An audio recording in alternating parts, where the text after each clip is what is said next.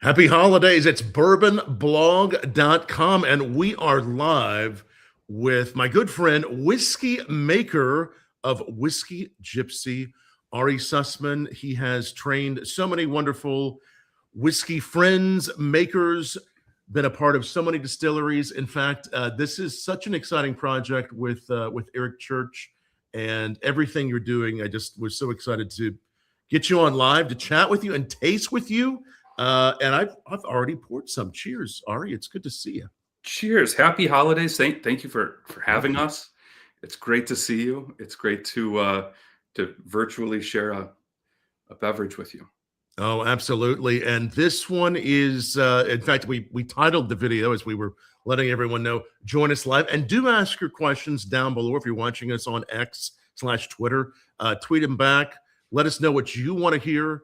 Ari, talk about, but we'll just jump right into it. This is not your typical celebrity whiskey, and it's really not even your typical whiskey. You're always involved in interesting projects. As I'm tasting this first one, the tribute. Tell us what is. I have my bottle right here. Yeah, with the bright yellow label. I love it because that's hard to miss. What is Whiskey JYPSI? So, real quick, Whiskey JYPSI is the brainchild of two individuals, one of whom you mentioned, Eric Church, country music performing artist and composer, superstar, and his business partner, Raj Alva, who is kind of a phenomenal story in his own right in the world of business and private equity and consumer goods. Kind of a left brain, right brain combination. Two very different types of people, Raj and Eric. They come together. They met on a golf course. They shared their mutual love of whiskey and whiskey innovation and whiskeys from all over the world. And from that conversation, from that round of golf, a whiskey company idea was born. And I was fortunate enough to get a phone call from these guys saying that they were thinking about starting a whiskey company. They wanted to see where whiskey could take them, what kind of journey they could go on, how whiskey could just kind of, how we could create a brand that wasn't your typical whiskey, something that kind of told a story and meant something and expressed maybe a deeper brand vision. And hopefully each of the three products that we've released kind of help articulate that vision and that journey that we've been on and the things about whiskey that we find that we're passionate about and that we really enjoy exploring. So Tribute, which we're both enjoying right now, this is sort of our introductory, most approachable whiskey. It's our lowest proof at 86 proof. But despite being 86 proof and despite being $44 kind of in that range, packs a lot of flavor for two reasons. Number one is because it's double barreled. So it has a lot of wood character. Even for a 4-year-old product, but it also features a traditional heirloom corn called Cherokee White Eagle, which was a corn that was cultivated by the Cherokee Nation in North Carolina over the course of centuries. And when they were displaced along the Trail of Tears, forcibly removed, they took it with them. And they kept this strain of corn alive. It had been prized by distillers all over the country prior to Prohibition. We were fortunate enough to get our hands on some. We did some experiments, absolutely fell in love with the character of it. It's really different than a kind of traditional commodity corn.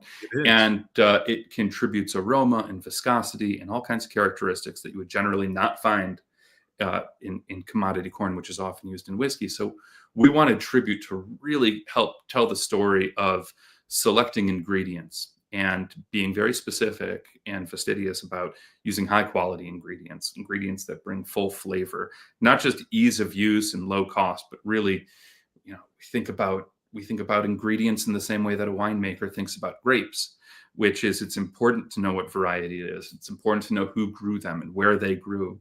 All of this contributes to quality. And so in Tribute, featuring an heirloom grain, that's part of the story that we want to tell.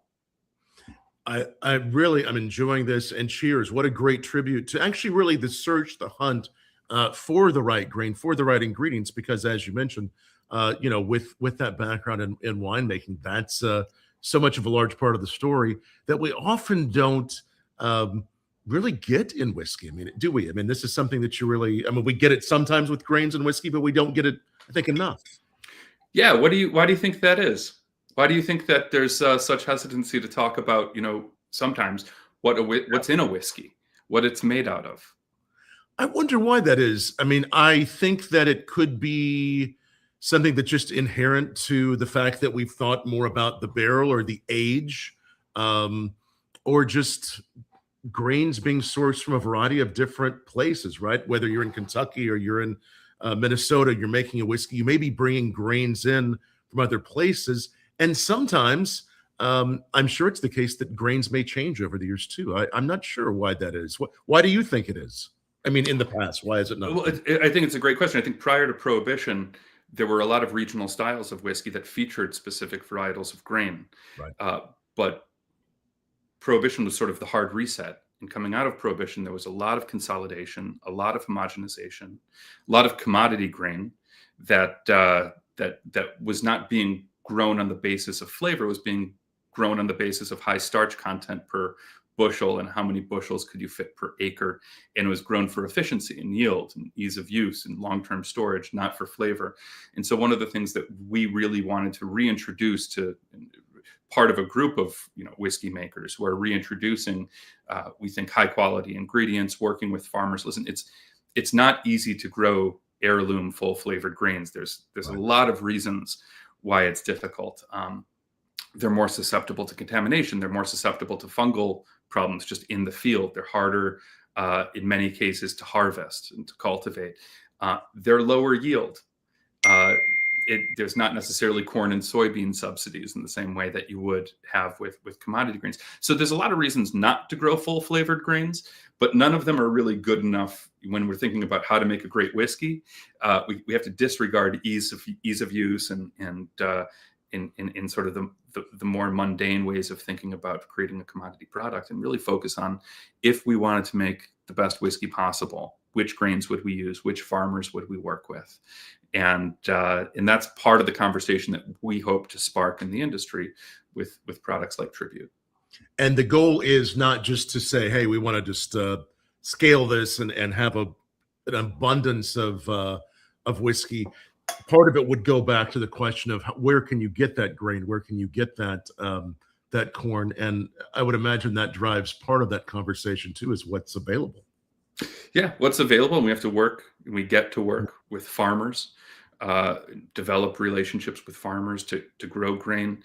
We worked with farmers in Pennsylvania, in North Carolina, and elsewhere to grow essentially custom grains, because the characteristics, the grain characteristics that we're looking for in our whiskey, you can't just go to the store and buy. You can't just go to the massive grain silo and say, give me the full flavored stuff. You have to plan ahead. You have to develop relationships. You have to develop relationships with farmers, oftentimes with third-party testing facilities, with custom co-packing plants and various distillers around.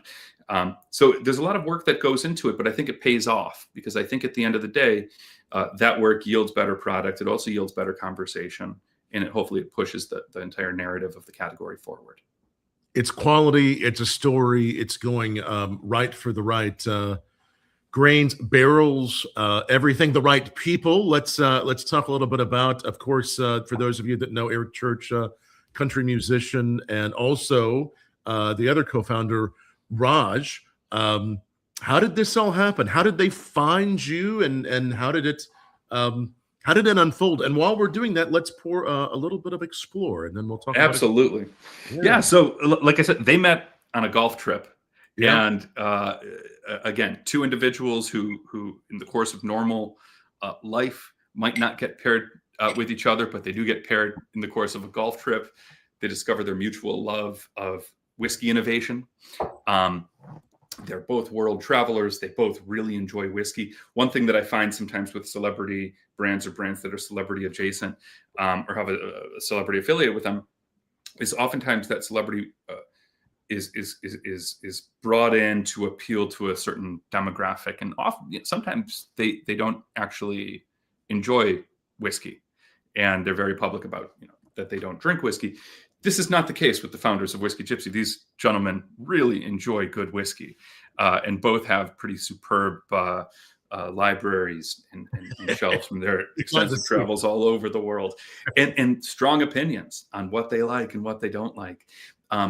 So when I was lucky enough to take a phone call from these guys, we just got into it. I mean, we started talking about what we love about whiskey. What are the things that get us really interested about the category in general? So for tribute, one of the things we mentioned was grain. Another thing that we love talking about in a very transparent, non-smoke and mirrors. Let's pull back the kimono and show people exactly how we're making whiskeys and why we like to make whiskeys. That way we value transparency. So for an explorer, we're really focusing on the oak. What is the influence of oak character? And how can we, as whiskey makers, think about oak in a way that maybe, again, develops the narrative and furthers the conversation about the use of wood? We talked about kind of a winemaker's approach to varietal and how whiskey makers could incorporate that sort of perspective where they understand that different types of grain, different types of corn, different varieties of rye, different varieties of barley are all going to impart different characteristics. Just like different grapes would impart different characteristics. It's the same with wood, right? We oftentimes think of American oak or French oak or Eastern European oak, but even within the United States, there's 5 or 6 distinct oak stands. In France, which obviously has had a long history with forestation because of the wine industry, they realized that the 9 or so different forests in France all have different characteristics, and they're used for different styles of wine. So we spent quite a while once we started developing Explorer. We knew that the base of Explorer, the base bourbon blend, was going to be about 103 proof. It's going to be minimum 6-year-old, so it's going to have good depth. And we blended a low rye and a high rye bourbon together to form the bourbon base. And we love blending. We think blending is a ton of fun, right? We think that blending, starts where distilling stops, and that distilling is a wonderful technical scientific process, and blending is where the art comes in. Blending is where the sort of the bartender's sensibilities of balance and playfulness can be applied to whiskey in a unique way. So with Explorer, we wanted to look at wood, and we started with this mid-rye, pretty high proof, 103 proof base blend, in a mid-rye blended bourbon. I think when done well, has this balance of spice from the high rye and the sweetness from the low rye. And you can find a kind of like harmonic resonance between the two, where the blend in a specific ratio is better than either of the components by themselves, even though those components by themselves are really fantastic. Right. So we started with that, and then we went looking really all over the world for particular oak stands to accentuate the sweetness that we were looking for, as well as the spice we were looking for. And so for the sweetness to accentuate sort of the low rye bourbon component of the base blend, we looked at different forests throughout America. American oak generally has more sweetness, more vanilla, more sugar content, more kind of silkiness and expansive flavors, the caramel flavoring that we're looking for. And we found that in Appalachia. So Appalachian oak, through our R&D process, was the oak stand that provided that sweetness that we were looking for in that depth. On the other hand, we were looking for a spiciness, and so we wanted to go to the French forest to do it. And we looked at wood from multiple forests and determined that the wood from the Tronchet forest, which is the forest that supplies most of the casks to Bordeaux, which is a big wine that requires a lot of wood action, provides a lot of the casks to Cognac, to age those spirits for a very long time. We decided that the forest of Tronchet was the right French forest, and the forests in Appalachia were the right American forests.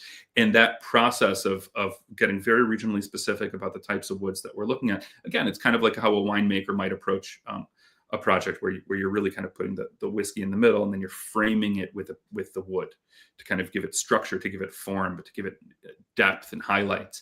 And so this is a unique approach to wood in general. So if tribute is our approach to sort of heirloom grain and our relationship with the land and with the farmers and with varietals and with agriculture, Explorers is us having a very similar conversation in the world of wood.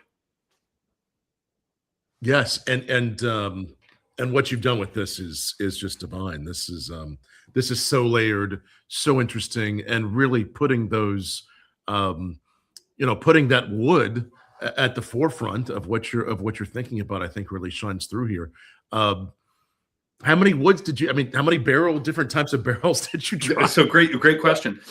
Yeah. So there's kind of two types of doing wood augmentations. There's two real approaches to wood augmentation. The first one is to use casks, right? Use actual oak barrels. That's going to give you a definite amount of surface area to volume ratio. You're going to get a certain extraction profile from a cask because there's a certain amount of wood that is encased a certain amount of liquid.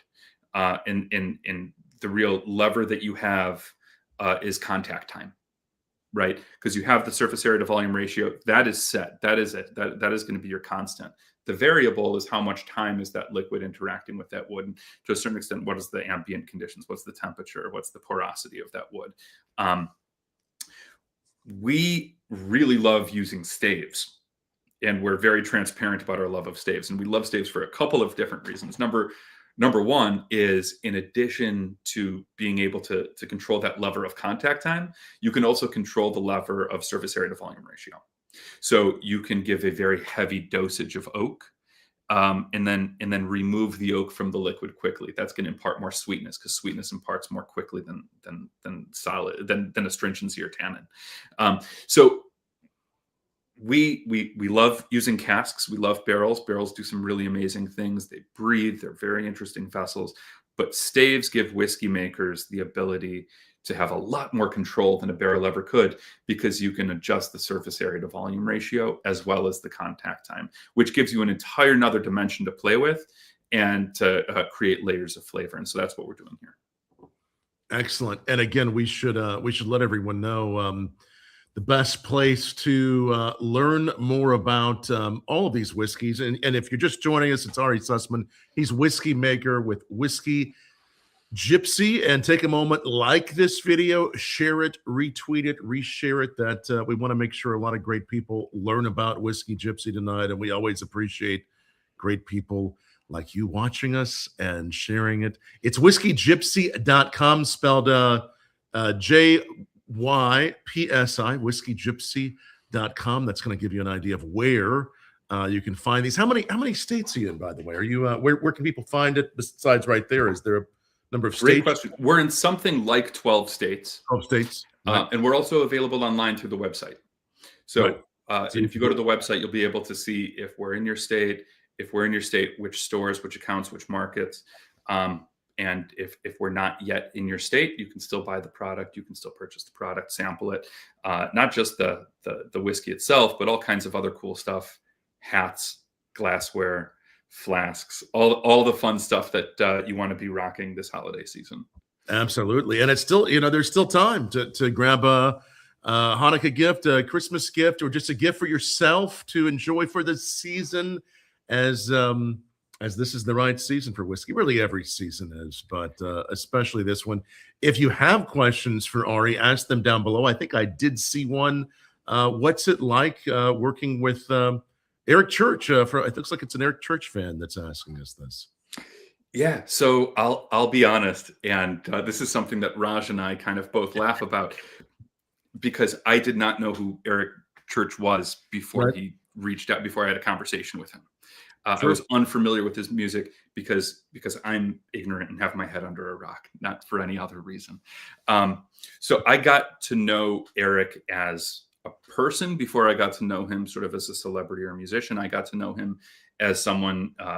Our initial conversations were about bonding around a love of whiskey, a love of agriculture, a love of storytelling, a love of music. We kind of grew up listening to a lot of the same folks, from Allman Brothers to Johnny Cash to Bob Seger, who's an Ann Arbor guy. Right. And Eric toured with Bob Seger. And so we just had a lot of common references. We talked about literature. We talked about poetry. We talked about Whitman. We talked about just the things that inspire us. We had that kind of conversation prior to me going and doing a deep dive and listening to his music. I actually became a fan very quickly, not only of Eric's kind of musical sensibilities, which we're actually going to talk about, because his musical sensibilities were the inspiration to our first product that we put out. It was kind of, I was trying to think, how do I make a liquid version of what I'm hearing? And we can get into that in a minute. You listen to that? Yeah. But I was also very early on taken with his command of the English language, because he's one of these people who's a gifted poet. And what I learned, working with Eric, is you've got a person who has that fire, that creative force inside of him. You can't repress that, right? But on top of that, he has, the grit of a working person, where he's just constantly pressing forward. If the person who asked the question is familiar with Eric's career, he knows that Eric does not generally do the thing that people expect. He's happy to be experimental. He takes things in directions that people don't see coming. On the musical side, he's doing the same thing on the whiskey side. That was something that really attracted me to the brand, the leadership that he and Raj set forth. It's the innovation. It's just the intent just to keep on driving towards something that hasn't been done before, something delicious, just like within music or any art. I love that. Gypsy, there's a reference here because it is spelled a little differently than we think if we hear gypsy, but it's JY. PSI. What's the reference? So it comes from one of Eric's songs, a song called Never Break Heart. Really beautiful song, kind of a deep cut, right? I'm not sure it was all over the radio, but it's a fantastic song. I recommend people listen to it. If you're unfamiliar with Eric's music, or even if you are, Never Break Heart is as good a place to start as any other. Really beautiful, emotional song. That song, if you listen to it, if you're unfamiliar with Eric's music, you'll get a sense of why he is connected with so many millions of people, and why when you go to his show, you will see grown men and women in tears listening to his songs, because they're able to land, they connect emotionally. And that's one of the songs. So it's a line from a song called Never Break Heart. And it obviously harkens back into a romantic gypsy tradition, which goes back hundreds and hundreds, probably 500 or so years, through the folk tradition, through opera with Carmen and Bizet, through poetry and people like Lorca, through through musicians from Woody Guthrie to Van Morrison to Fleetwood Mac and Cher and Gogol Bordello and everyone. It's part of a very long artistic tradition that spans different types of artistry over a very long period of time. Incredible. And as we're, I'm going to go ahead and pour a little of this, this last one, the Legacy. We'll talk about Legacy here. Yeah, this is fun. This is different. This is good. I'm going ahead and pouring some of this one. This is the Legacy number. Is this number 3? Is that what? This is number 3. So this is like number 3. This is the third in what I'm going to call our original trilogy. Legacy. This batch is out now, right? This just came out. And Legacy was Legacy 01 was the first whiskey we released, and before it was even available to the public, we put it out kind of to some of the award shows. It won double gold in San Francisco. That was really encouraging to us before really anyone had tried it. And the idea with Legacy, right? So if Tribute is about the grain, heirloom grain, being mindful about the inputs and the quality of the inputs and the agriculture and sort of that synergy of culture and agriculture. That's what Tribute's about. And if Explorer is about the wood and finding the best woods from wherever, and going on this sort of international journey to look at wood, which is obviously an ingredient that plays such an important role in whiskey's color, flavor, aroma, texture, everything. Legacy is sort of the third leg of that whiskey making stool, and it's all about the blend. So we are focusing on the grain, the wood, and the blend through our 3 different products. And what Legacy does, and what Legacy is doing is it brings together really premium inputs. So all of the whiskey components in Legacy, we'd basically be very happy just to put them in bottles by themselves and put them out, but we think they play really well with each other, and hopefully they serve a slightly larger narrative. So I mentioned when I first listened to Eric's music, I was kind of overwhelmed because I went in thinking, okay, it's going to be country music, and I have a preconceived notion that it's going to be one thing. But when I listened to his music, it was very clear that he was It was kind of in a country music tradition, but he was pulling elements of hip hop. He was pulling elements of arena rock, classic rock, Rolling Stones, folk traditions. It's everything. In one thing that in gospel, classical, Eric uses string sections. He uses horn sections, the kind of Memphis and New Orleans horn sections. Right? He's weaving all these different musical styles together in his music. I thought, well, what would be a whiskey that would do something kind of like that? What would be a whiskey way of articulating a similar artistic vision? And what we landed on was American whiskeys are oftentimes defined by the mash bill, right? Yes. Not the grain variety, just the mash bill. What are the ratios of the different grains? We thought it would be fun to play with the idea of mash bill, but to kind of incorporate a blending element where we'll start with 1, 2, or 3 sort of historic, traditional American mash bills, and then we'll go around the world and we'll find the right components to hit those ratios. So the very first legacy we made was a riff on a 21% rye mash bill. It was 70% corn bourbon, 21% 18-year-old rye, and 9% American single malt. So it's 3 different. It was a bourbon, a rye, and a single malt. The bourbon was representing the corn part of the mash bill. The rye was representing the rye component. The American single malt represented the malt component.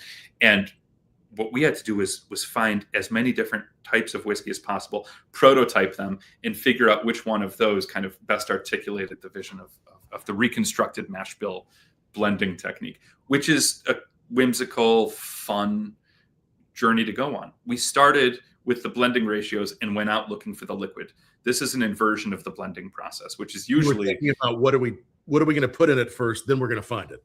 Yeah. Usually you with blending, okay, here are the inputs that we have. Let's find the best ratio. End of day. We just decided to have fun and flip that whole process on its head.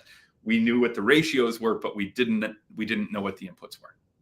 So that's the challenge. That's the fun. That was the hunt.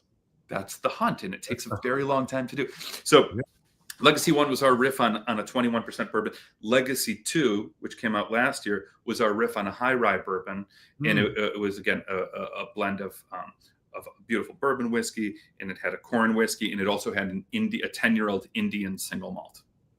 So it was a Tennessee whiskey, a Canadian rye, and an Indian single malt, which is very strange, right? 3 different countries, 3 different styles of whiskeys represented in Legacy 2. For Legacy 3, which we're tasting right now, the third in the trilogy, we decided not to go with a contemporary mash bill. We decided, because the 250th anniversary of the Declaration is upon us. We're about to celebrate the 250th anniversary of the country.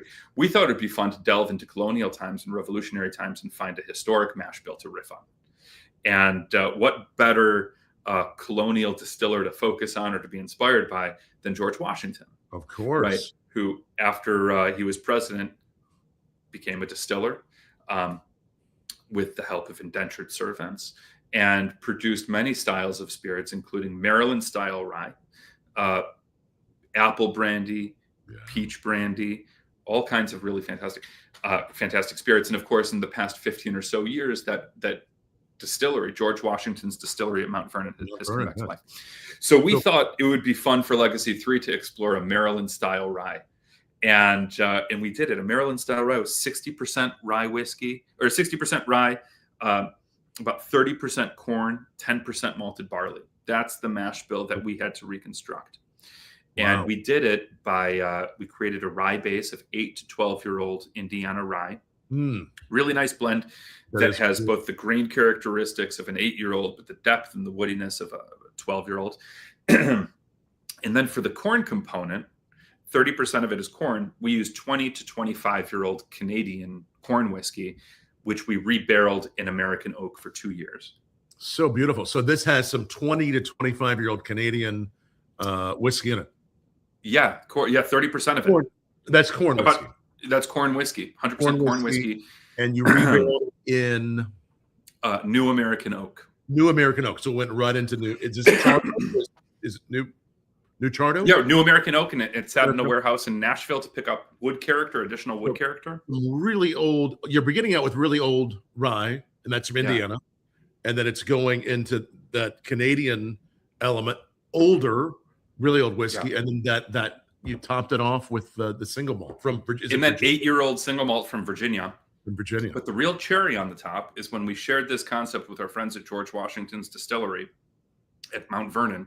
Said we've created, we've reconstructed this Maryland style rye, kind of in honor of this revolutionary style of rye that used to exist. They asked if we would be interested in some of their freshly harvested apple brandy barrels to finish the rye component. So we said, of course, we would love nothing more than to collaborate with George Washington's distillery on a special limited edition release for the 250th anniversary of the Declaration of Independence, inspired by the mash bill that George Washington made, and now collaborating with George Washington's actual distillery, which is having a hand in creating that top note, that sort of toasted apple aroma. Yeah, so this is it's not overtaking, but it's just a touch of it, and it's just enough to really to know it's there. It's lovely. It's very delicate and just nuanced. And what a privilege, number one, to be able to blend, to reconstruct a Maryland style rye using whiskeys from all over the world. Yes. Right? Whiskeys from Indiana, whiskeys from Canada, 25-year-old whiskeys from Canada, American single malt, right? And then to be able to tell the story of Maryland style rye, to tell the story of the role of whiskey during revolutionary times, and then to be able to collaborate with George Washington's distillery on the project was that was something that we couldn't even have dreamt of when we were laying the plan forward. It's one of those things that happened. Couldn't be happier about it. It wasn't only a great relationship. It's not only a great relationship. It really adds to the quality of the spirit. It adds a dimension, particularly aromatic, that it didn't otherwise have. And so this sort of old meets new, history meets innovation, that we get to be playful with the historic distillery and with this historic mash bill. It's been a lot of fun. I love that. And the Virginia component, are you able to tell us where you got that? Is that Yeah, we got it from Virginia Distilling Company. Yeah, they do it. They do a great Absolutely. job. We were able to select some of the oldest stocks that they had. And another really great organization to work with. We're incredibly fortunate to be able to work with some really fantastic producers and brokers and wood vendors. Those relationships are absolutely necessary for making top quality whiskey. Absolutely. So that's some of the oldest stock they had, and was that about how old? About 8.5 years old. Yeah, they love what they do. Love all of those. Have you done some of the days where they have you come in and distill or work at Mount Vernon yourself? Have you done that? I have not. I'm very close with the crew down there. Or something. I was just curious. And I love watching it. And if you haven't been on their Facebook and seen the incredible groups of people who they have there, of course, there's no electricity. If you want to move liquid from somewhere low to somewhere high, you're doing it in a bucket. If you want to mill grain, you're doing it with the power of the stream. It's how whiskey was made before we could move electrons by flipping a switch. And there's a lot to be said for the know-how and the grit that goes into not just being able to do it, but being able to do it well. It's so incredibly difficult just to keep the heat of a still consistent when you're using fire instead of steam. Crazy. Yeah, what they're doing. It's crazy. It's like it's incredible to watch, and we look forward to going there and manufacturing with them at some point. In the meantime, we just get to be the beneficiaries of their hard work. And this apple characteristic that comes through in the brandy, we were able to use for this for what we call the declaration. The declaration, legacy declaration. Really, it's the first. Yes, absolutely. It's the first whiskey really to pay homage to the Declaration of Independence, which we're celebrating the 250th anniversary of. So congratulations on being the first whiskey to do that. And really congratulations on all these. I mean, all these are so delicious. They're all so nuanced. I mean, that's the one thing I keep thinking is on all of them, from the tribute to the Explorer to Legacy, they're all nuanced. They all have these beautiful layers, and they're not the type that, not that we would ever sip anything too quickly, Ari and I, but they're not they're the kind you want to sit with and think about and really dissect. And people often ask me, what do you what makes a wonderful bourbon or rye or just whiskey. And I always think I want to come back to it and taste something new each time. And I feel like with these, you've done that so beautifully. Well, so thank you. We've done it very intentionally by layering flavor, and we want to be very clear and transparent that we're layering flavor. With the Tribute, we layer flavor by looking at grains that have distinctive characteristics, and also doing double wooded. I should mention with the Tribute, for any geeks that are out there, we actually proof the whiskey down prior to the secondary barreling. Right. So we end up essentially barrel aging all the proofing water. We don't just put the whiskey in a second barrel and then add a bunch of water just before bottling, diluting the flavor, diluting the aroma, right? Watering down the mouthfeel. We actually let that proofing water sit in the barrel for months, and that comes through in the flavor. That's how you get the layers of flavor. Right. Same thing with Explorer.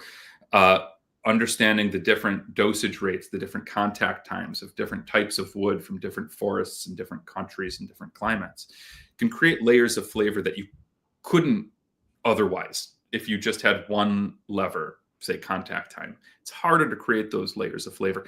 And then of course blending is the whiskey maker's sort of ultimate toolkit, because it allows you to play with aroma and flavor and viscosity and all of the characteristics of a whiskey in a way that distilling never could, right? And so what Raj and Eric and the entire team have done, Whiskey JYPSI, we've all tried to do, is think about the things that we love most about whiskey: the flavor, the stories, the agriculture, the people, the blending of traditions, the talking about history, the thinking about what is the relationship between tradition and innovation, and how can that be expressed in liquid form.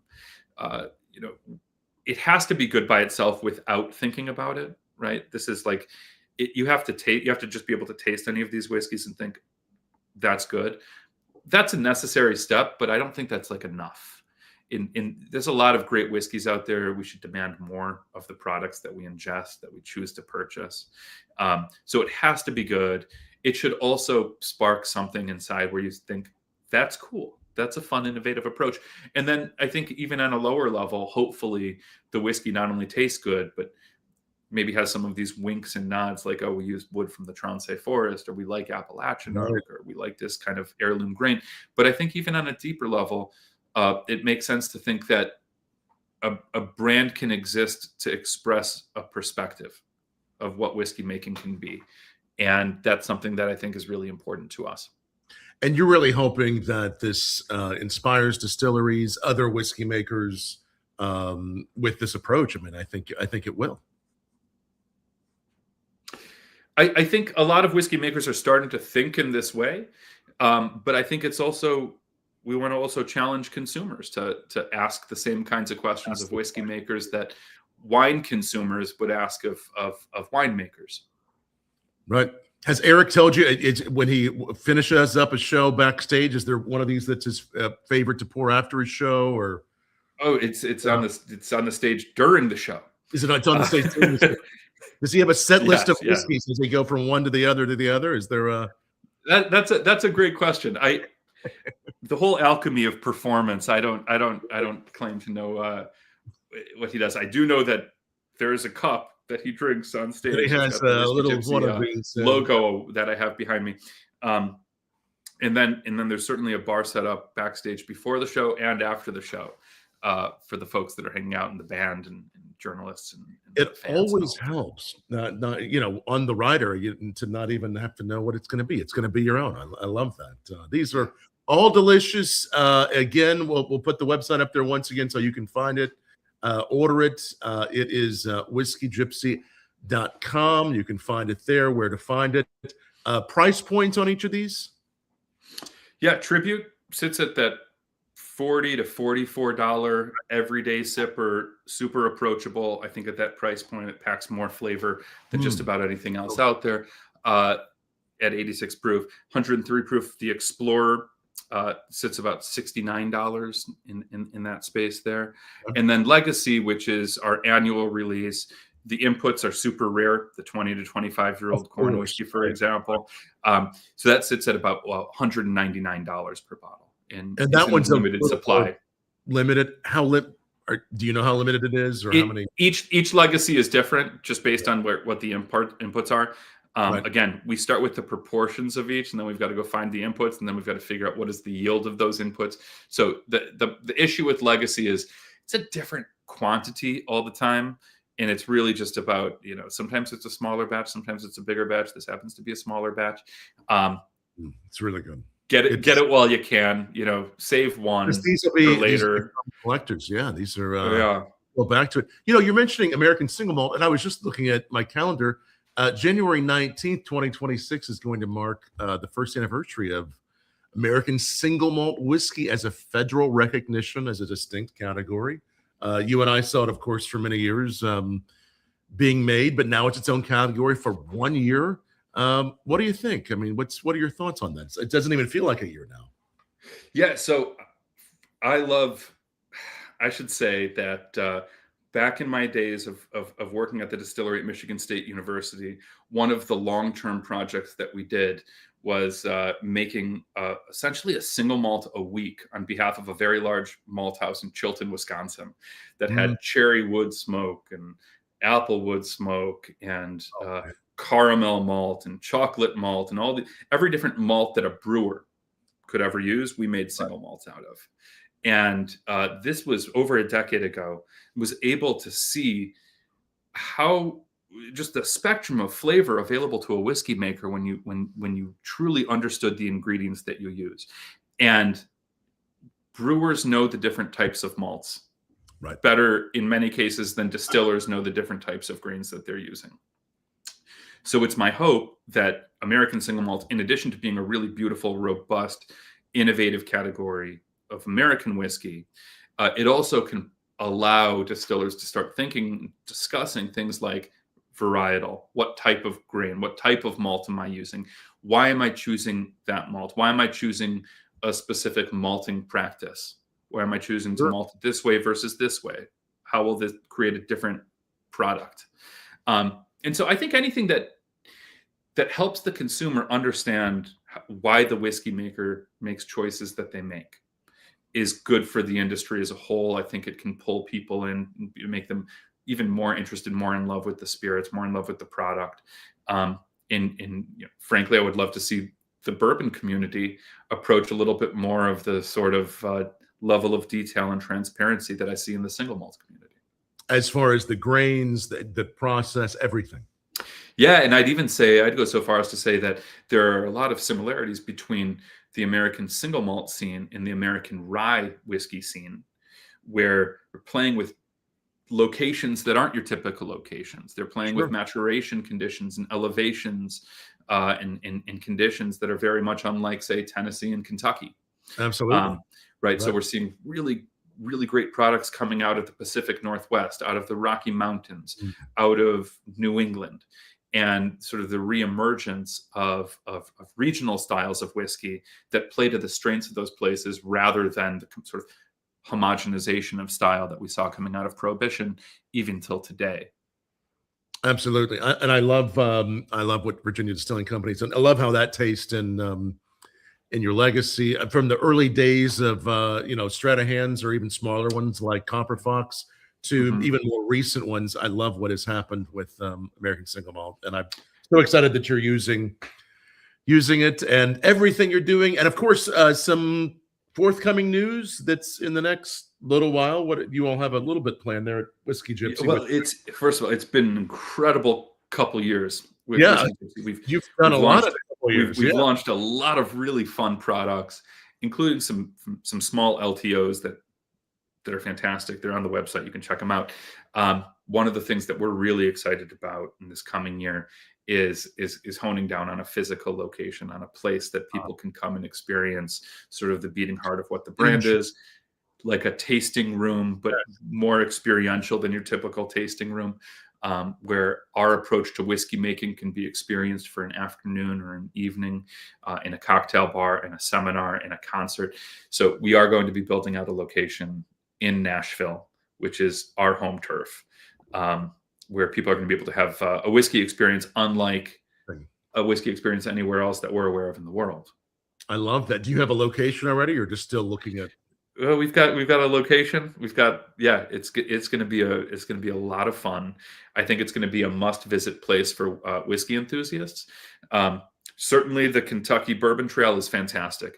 Folks Of should check it course. out, and you should see it. You can see all the column stills, and you can see all the big tanks, and you can see what's similar and what's different distillery to distillery, and that's always amazing.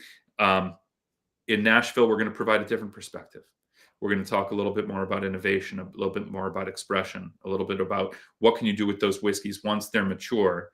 Can you take them in different directions? Can you make one of one bottles? Can you blend whiskeys from parts of the world that have never been blended before? We're going to invite people into that experience. Wow. And I think it's going to be really unlike anything else that exists pretty much anywhere. It sounds like a really immersive experience, and maybe they'll even have a chance to maybe blend their own at some point. Maybe blend their own. Maybe we can have a podcast in person, in a room surrounded by whiskeys from all over the world. Who knows? I'd love that, my friend. Well, hey, this is so amazing to talk about it, to really dive deep into Whiskey JYPSI with whiskey maker Ari Sussman. Thanks to everyone joining us tonight. Again, like this, share this, and go check out whiskyjypsy.com. And I know there were several Eric Church communities there on social media that shared it as well. We really appreciate you all in the whiskey community sharing this and letting everyone know. Cheers, everyone, and happy holidays. Thank you, Ari. Cheers, my friend. Happy holidays. Thank you so much for having us. It's great to see you. You too, my friend.